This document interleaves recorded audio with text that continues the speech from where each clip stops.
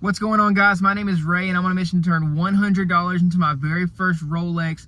We're going to turn 100 into over 5,000 just finding things at pawn shops and thrift stores to resell on eBay for a profit.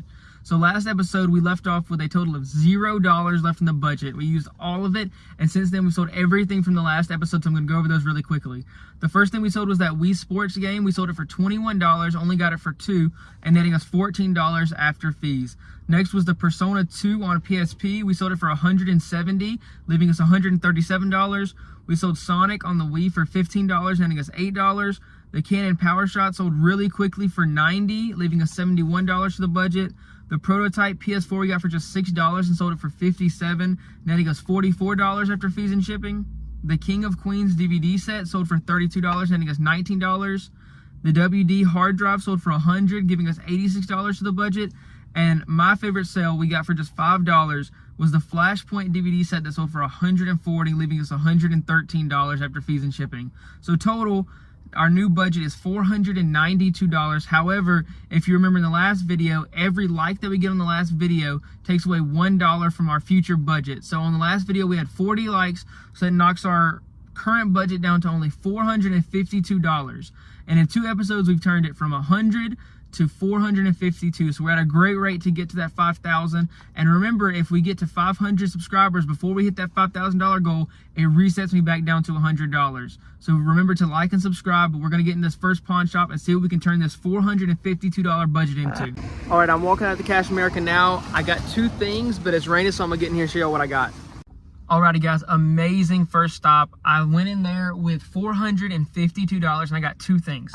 So the first thing I got was actually the best find. It was this Sony ZV-1F camera. It goes for about $350. They had it in there for just $120. I couldn't even negotiate because it just came out, but for $120, it's a great deal. And then also, since I got that, the only negotiating I could do was try to throw a video game in, and I got a good one. Tekken 8, it's like a $45, $50 game that I got for free. Well, I guess it's technically free when I throw it in with that, but great deal altogether. So that brings our budget from $452. We spent $120, so that brings it down to $332. We're gonna go to the next stop and see if we can top this one, but it's gonna be hard to do. Alrighty, guys, Cash America is my favorite chain, as you can probably tell by now. The first stop was Cash America, and so is the second stop. So we're gonna get in here and see if we can find anything with our $332 budget. Alrighty, came over here to this video game section.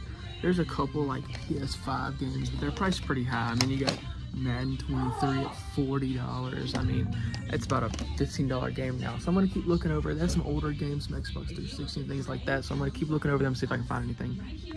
Alrighty, guys, we're back in the truck now. So I went up to the counter with one game, and it wasn't great. It was like 5 into 15, and then she ended up pulling that disc out, and it was really scratched up, so I didn't get that one. But then when she came back with that disc from the back, she showed me that she had some games that she hadn't put out yet. It was a couple PS4 games. It was probably like 20 games, and she said they were gonna be $5 each, but she hadn't put them out yet. So she was like, just pick through them, and they were like saran wrap, so I had to take them out of the saran wrap. But there's actually some pretty good ones. I ended up getting 3 of them. The first one, this game has been good since it came out. Teenage Mutant Ninja Turtles, Mutants in Manhattan. So this is like a $40 game. I got these all for $5 each. The Amazing Spider-Man 2, this is good on any console. Even on PS3, it's like a $25 game. On PS4, it's like another $40 game. And then another $40 game, we got Transformers Rise of the Dark Spark. Any Transformers or Spider-Man, really on any console, but especially on the newer ones, are really good. So I always pick those up. Same thing with the Teenage Mutant Ninja Turtles. So getting these for $5 the way I did was amazing. So that takes $15 away from our budget. We were at $330. Let me check back with you. Alrighty, we were at $332 going into there, so that takes $15 away. So now we're at $317 going into our next stop. So I'll check in with you guys when we get there.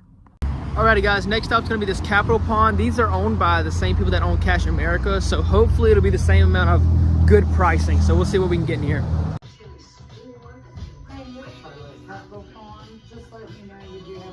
So I'm in here. This is one thing you don't really see in a lot of pawn shops. They have a whole wall with sealed action figures. I think they're all modern, and I looked at it, see anything that was priced too crazy unreasonable, but something that you don't really see very often. Pretty cool.